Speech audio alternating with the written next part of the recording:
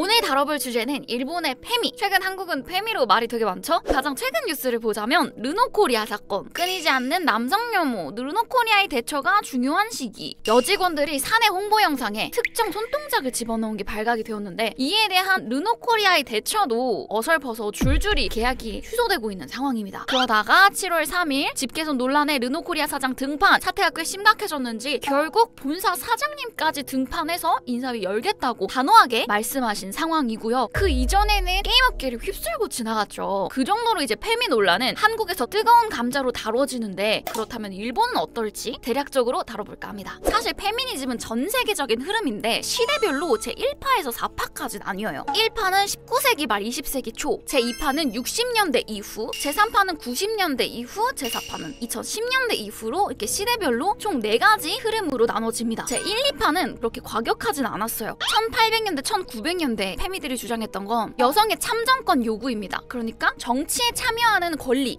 정치적 평등을 주장한 거죠. 그래서 일본에서도 여성 선거권 획득을 위한 운동이 일어났고요. 60년대 이후로 들어와서는 여성들이 사회 진출을 하기 시작하면서 고용, 임금의 평등을 주장하기 시작합니다. 사회적, 경제적인 평등, 이 시기부터 성차별이라든지 에 대한 반항이 커지기 시작해요. 참고로 제2파였을 당시 일본은 버블 경제도 겹쳐있는 시기다. 그러다가 1990년대 넘어와서는 또 새로운 흐름이 나타나기 시작했는데 이때부터 뭔가 점점 과격해져요. 이 시기와 맞물려 일본은 1991년 버블 붕괴가 일어났고요. 이때 전 세계적으로 어떤 거를 주장을 했냐면 고정된 성 역할에서 벗어나자, 사회에서 정의 내리고 있는 성적 편견을 없애자, 이런 주장이 페미들 사이에서 일어나기 시작을 했는데 이 개념이 일본의 젠더프리라는 단어로 넘어와요. 이건 일본에서만 사용하는 일본 고유의 단어인데 젠더프리잖아요? 원래는 성 역할에서 해방되자라는 의미의 프리였는데 젠더, 성별이라는 것 자체에서 free, 해방되자라는 성별의 다름을 무시하는 사상으로 변질되기 시작합니다. 어떤 것들이 있었냐면 색깔 문제, 란도셀, 일본 초등학생들이 메고 다니는 두꺼운 책가방이죠. 남자애들은 검은색, 여자애들은 빨간색이라고 정해져 있었어요. 왜 남녀의 색깔 차이를 두냐? 같은 색으로 통일하자! 이런 주장도 나오고, 공공화장실에서 남자 화장실의 마크는 파란색으로 쓰이고 여자 화장실의 마크는 빨간색으로 쓰이잖아요? 왜 색깔로 성별을 나누냐? 같은 색으로 두자! 거기다 전통 문화를 파괴하는 듯한 주장도 나오는데 일본에는 히나마츠리, 호이노보리 같은 전통 행사가 있어요. 히나마츠리 때는 여자아이를, 호이노보리 때는 남자아이를 기리는 전통 축제예요. 근데 왜 남자애만 축하해? 여자애도 같이 축하해야지. 야 그냥 5월 5일에 한꺼번에 축하하자. 전통 문화를 파괴하는 주장이 나오고, 모모타로라는 옛날 이야기가 있는데 왜 모모타로냐? 모모타로의 이 타로는 남자아이한테 쓰이는 단어예요. 이거 성차별적인 단어다. 모모타로가 뭐냐? 모모코라고 바꾸자. 모모코? 모모코도 성차별적인 단어인데 이건 여자애한테 쓰이는 말이거든요. 실제로 모모코 연극이 상영이 됐다고 하더라고요. 점점 이상해져요. 점점 주장이 이상해집니다. 젠더프리라는 단어를 교육을 해야 된다, 아이들한테. 그리고 이 젠더프리는 성교육과 뺄래야 뺄 수 없는 관계니까 성교육할 때 젠더프리도 같이 교육을 시키자. 그리고 애들한테 보다 구체적인 성교육을 시켜야 된다. 무엇이 어떻게 돼서 어떻게 되는 건지 명확한 묘사가 되어 있는 그림책을 보여줘야 한다든지, 이상한 말장난도 점점 생겨나는데 남녀라고 말하면 차별 아니냐? 여남이라고 해야 되는 거 아니냐? 그것도 차별 아니냐? 남녀의 구분을 두면 안 된다. 탈의실도 같이 쓰자. 숙박도 같이 하자.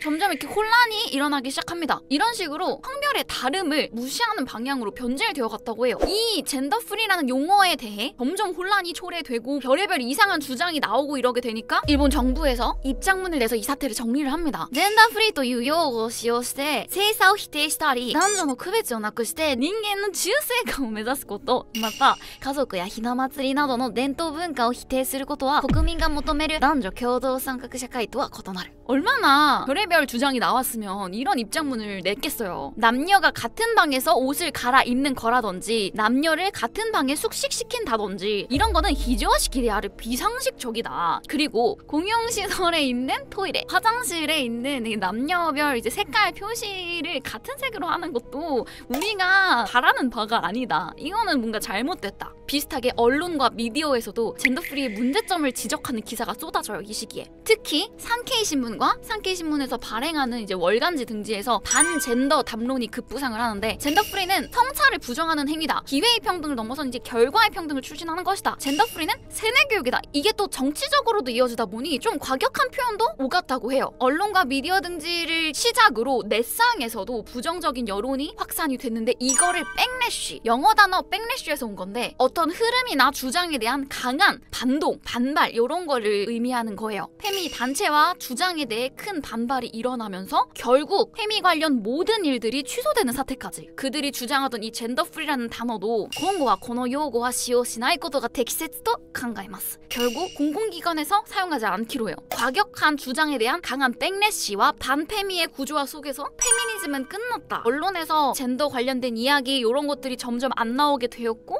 그 이후로 일본에서 유행했던 말 시력구 본인을 가꾸고 집안일도 잘하고 똑부러지고 기본적으로 남자에게 매력적으로 보이기 위해 여성다움을 가꾼다. 매일매일 부단한 노력 끝에 매력을 키워서 경쟁에서 이겨 남성의 마음을 끌고 결혼에 성공하는 이런 느낌의 여성의 주체성이 떠오르기 시작하죠. 참고로 이 단어는 2009년에 유행했던 단어에 오르기도 할 정도로 정말 많이 사용된 단어였고 제가 일본에 있었을 때도 친구들이랑 시력구 다카이네 라고 말 들으면은 칭찬으로 받아들여지고 그랬거든요. 애초에 일본의 페미는 커지기 전에 잠잠해졌다는 이미지가 좀 있어요. 이런 논란이 급부상했을 때 언론 등을 통해서 강하게 반발했거든요. 하지만 제4파 2010년도 이후 들어와서의 제4파는 정말 급진적입니다. SNS의 발달로 전 세계적으로 빠르고 또 과격하게 확산되는 중이거든요. SNS가 왜 문제냐면 하나의 SNS나 하나의 단체에 갇혀있으면 자기네들의 사상 안에서 고착화되어버려. 이네 선세 이네 다시 이런 사람들만 모여있으니까 민나 소모되는다. 주변 사람들은 소모하나이 지가요 한따이 오카시 이상하다고 말하는데 이 의견을 받아들이지 않는다. 여기에 갇혀서 더 과격화된다는 거예요. 대표적인 예 몇 가지만 보여드릴게요. 일본 유명 만화 캐릭터 우사키양과 헌혈 단체가 콜라보를 해서 이런 포스터를 내놔요. 센파이 마다 캔게츠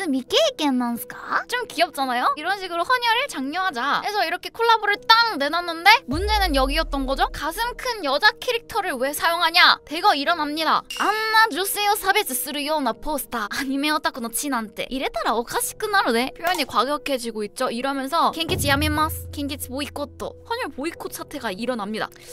그리고 이제 서브컬처 오타쿠 축제인 코미케라는 곳에서 헌혈을 했거든요. 이때 사람들이 진짜 많이 몰렸어. 이거 좋은 일이잖아요. 잘했다고 칭찬해야 될 일이잖아. 근데 여기다가 또 이제 오타쿠노 치와 호시크네 이러면서 완전 불탄 거죠. 오타쿠노 치 기모치 와레이 오타쿠노 치와 겐기치 잘했다 고도니모 간센스를. 더 나아가서 참가도 11만 명인데 헌혈한 사람이 590명밖에 안 된다고? 고유노데 오타쿠 스고이 또 헤이키데 이에로노 야바쿠나이. 헌혈하는데 사용되는 시간은 기본 10분에서 15분 정도니까 인당 15분씩 소요됐다고 치면은 거의 그 시간 무츠스게데 켄케치제達成できる라면서 반박글이 올라오기도 하고 이런 식으로 최근 일본은 미소녀 캐릭터를 전면에 내세운 거를 엄청 탄압을 하고 있어요. 우사키양처럼 어떻게 미소녀를 이렇게 쓸 수가 있어? 어떻게 이렇게 할 수가 있어? 라고 하지만 정작 본인들은 여성 잡지에 나오는 남성들에 환장하고 남성들이 많이 나오는 오토메 게임에 환장하고 이런 차별 용어도 생겼는데 마타타쿠마니 히로가타 지기우という差別用語. 네, 지기우 뭔 것 같아요? 산쇼크 치즈기우동의 줄임말인데 스키야 같은 우리나라로 치자면 김밥 천국 같은 곳에서 삼색 치즈 규동 주문할 것 같은 얼굴이다. すいません, 산쇼크 치즈기우동の大盛りに温玉付きをお願いします라고 하는 지기우男性. 오타쿠야 인기야またコミュ障といった男性に対して使われる別称で弱者男性を揶揄する際に使われる야유할 때 쓰이는 표현이라고 나와있죠. 그리고 이 낙자 남성이라는 표현도 일본에서 요즘 많이 쓰이고 있는데 우리나라로 치자면 알파메일의 반대말 하남자. 그리고 우리나라랑 비슷하게 이런 것도 지금 일본에서 난리인데 女性を起こしたら痴漢扱い SNS 대反響. 우리나라에서도 이런 이슈 있었죠. 이게 어떤 영상이냐면 이 남자에게 여자애가 기대버렸잖아요. 그래서 이거 불편한데 해서 살짝 치워줘. 일어나세요. 기대지 마세요. 같은 느낌으로 치워줬는데 치카한데스요.